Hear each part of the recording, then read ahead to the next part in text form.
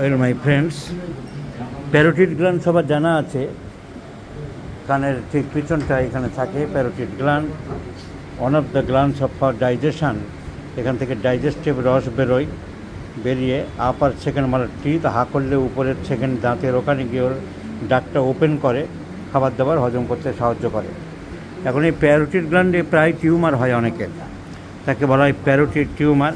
এটা জেনারেলি নন ক্যান্সারাস, এই সব সময় বেনাইন। ও পরীক্ষা করিয়েছে এক ডাক্তার, পরীক্ষা করা লাগেই না, ইট ইজ অলওয়েজ বেনাইন। কিন্তু এর অপারেশান খুব কমপ্লিকেটেড। তার কারণ অপারেশানগুলো একবার একটা নার্ভ ফাইন কেটে দিলে অনেক গণ্ডগোল হয়ে যায়। খুব সাবধানে অপারেশানটা করতে হয়। তোমরা একটা গুগল বের করো, প্যারোটিড টিউমার বের করো। তো যাই হোক, এই যুবক 21 বছরের বয়সের যুবক, ওর একবার হয়েছিল প্যারোটিড টিউমার। সেই অপারেশন করার পরে এই অপারেশনের সবথেকে বড় সমস্যা হলো অনেক সময় রিল্যাপস করে। এর অপারেশন করার পরে আবার রিল্যাপস করে গেছে, তো বিশাল সমস্যা। অপারেশন করাও খুব রিস্কি। এত ফাইন সুতোর মতন 5খানা নার্ভ থাকে ফেসিয়াল ব্রাঞ্চের, যে নার্ভগুলো থাকে, যেগুলো একটা কাটা পড়ে গেলেই খুব মুশকিল হয়ে যায়।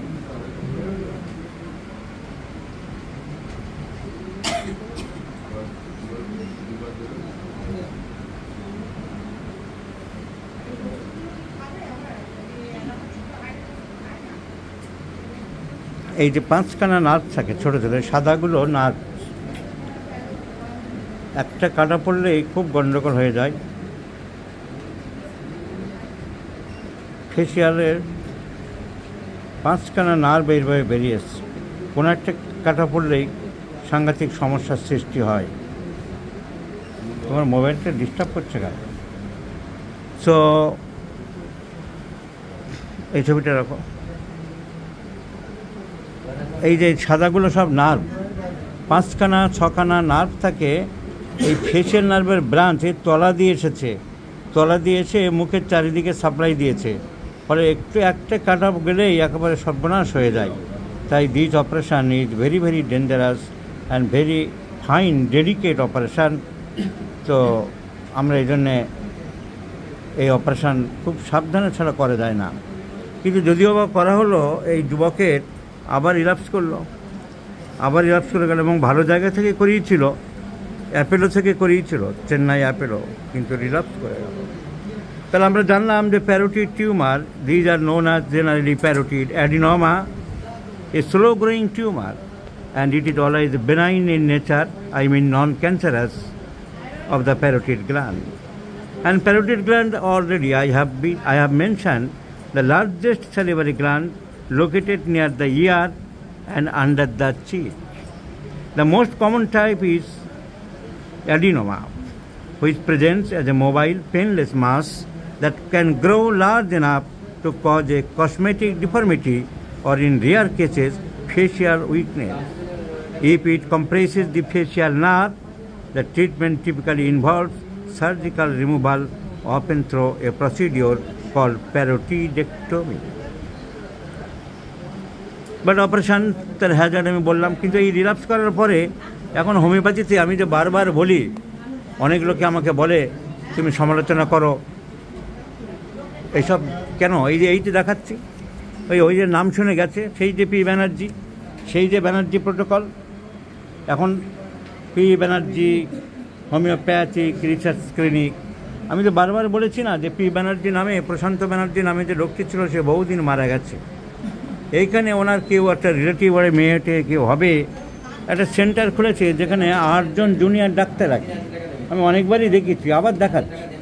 সোমা স্নিগ্ধা, সুদীপ্ত মল্লিক, মৃন্ময় রায়, অয়ন পাল, তাপস দে, জীবক দাস, দীপান্বিতা রায়, দেবব্রতা দাস। এই 8 জন জুনিয়র ডাক্তার রেখে এদেরকে ভাড়া খাটিয়ে ব্যবসা করছে। আর চিকিৎসা সেই কোনো মাথা নেই, মুন্ডু নেই, 5টা 10টা করে ওষুধ দিয়ে যাচ্ছে সমানে। হোমিওপ্যাথি আমি বারবারই বলেছি যে এইভাবে হোমিওপ্যাথি শেষ হতে চলেছে। এদের বিরুদ্ধে কোনো অ্যাকশান নেই, মানুষ জানে না, মানুষ ভুল করছে, কত সাবধান করা যাবে। আর এই সাবধান তো আমি একাই করে চলেছি, আর কারুর কোনো মাথা ব্যথা নেই। যা খুশি মারছে, যা খুশি ইচ্ছা, মানে ছেলে খেলার মতন। ছোটোবেলায় বাচ্চারা যে কাঁচের গুলি খেলে না, সেই গুলি হাত দিয়ে দিয়ে ছোঁড়ে, যেটা যেদিকে খুশি যায়, তা সেই রকম আর কি। বা ক্যারামের স্ট্রাইকটা আরও ভালো উদাহরণ দেওয়া যেতে পারে, যে মারও শালা স্ট্রাইক, যেদিকে গুলি ছিটকে যায় যাক, পকেটে পড়লে ভালো, না পড়লে যতক্ষণ না পড়ে আবার চেষ্টা করব। একেবারে সেই ক্যামেরার স্ট্রাইক মারছে, আবার যেদিকে খুশি যাচ্ছে।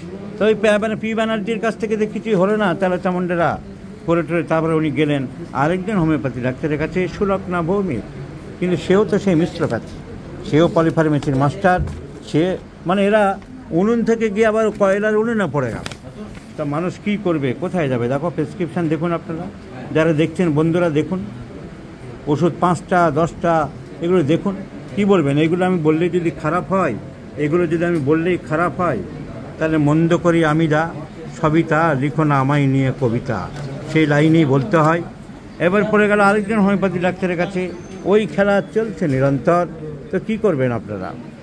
আবার একজন দিল এই টিউমারিন, যে টিউমারিন টেন খাওয়াও, এই দেখো না বড় বড় টিউমারের ছবি দেওয়া আছে, তার ছবি, এইসব চলছে। তো এই চলছে হোমিওপ্যাথিতে এই নিন কাগজপত্র। তো এখন দেখা গেল, যা শুনলাম, তো tumour itself a psychotic manifestation. T occidentalis আমরা তো ভাবি সাইকোটিক ম্যানিফেস্টেশনের জন্যে।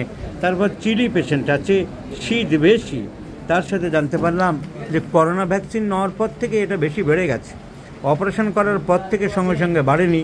করোনা ভ্যাকসিন, তোমার মুখ তো আমি দেখাবো না বলেছি, ইয়ং ছেলে পড়াশোনা করছে, কিন্তু তুমি আমাকে মুখে বলো ভার্সান যে করোনা ভ্যাকসিন নেওয়ার পর থেকে বেড়েছে, এই কথা ঠিক? জোরে বলো। কোভিড নেওয়ার পরে, কোভিড ভ্যাকসিন নেওয়ার পর থেকে, সেকেন্ড ডোজের পর থেকে নোটিস করা গেছে কোভিড ভ্যাকসিন নেওয়ার পর থেকে বেড়েছে। পেশেন্টটির চিলি একটা গ্রোথ আবার রিয়াপেয়ার হচ্ছে। আমি ও সামান্য হোমিওপ্যাথ, টি অক্সিডেন্টাল ছাড়া কি ভাবতে পারি? বড় বড় বাবুরা 10টা 15টা 20টা করে দিয়েছেন। এখন আমি নিজেকেই নিজে প্রশ্ন করি, কেন ওষুধটা দেবো? তো আমি দেখলাম চিলি পেশেন্ট আছে, tumour reappearing, psychotic manifestations behind, and পেশেন্টের চিলি, শীত বেশি, তো লেটস প্রেসক্রাইব। আর সাইড তো লেফট আছে, যাই হোক সেটাও বড়ো কথা নয়, কারণ আর অন্যান্য কমপ্লেন লেফট সাইডে আর কিছু পাইনি। সো টি অক্সিডেন্টালি দিলাম 1 থেকে 6, with that expectation that this medicine May prove some relief. এখন যদি না হয়, এতে সময় নষ্ট করা যাবে না, আবার অপারেশন করতেই হবে। ওদেরকে ডেকেছিল চেন্নাই, তো ওরা যায়নি, যে ভালো হোমিওপ্যাথ দেখাই, দেখে বোধহয় সার পড়ে। কিন্তু কি হোমিওপ্যাথ দেখালো, আর কপালে কি হলো?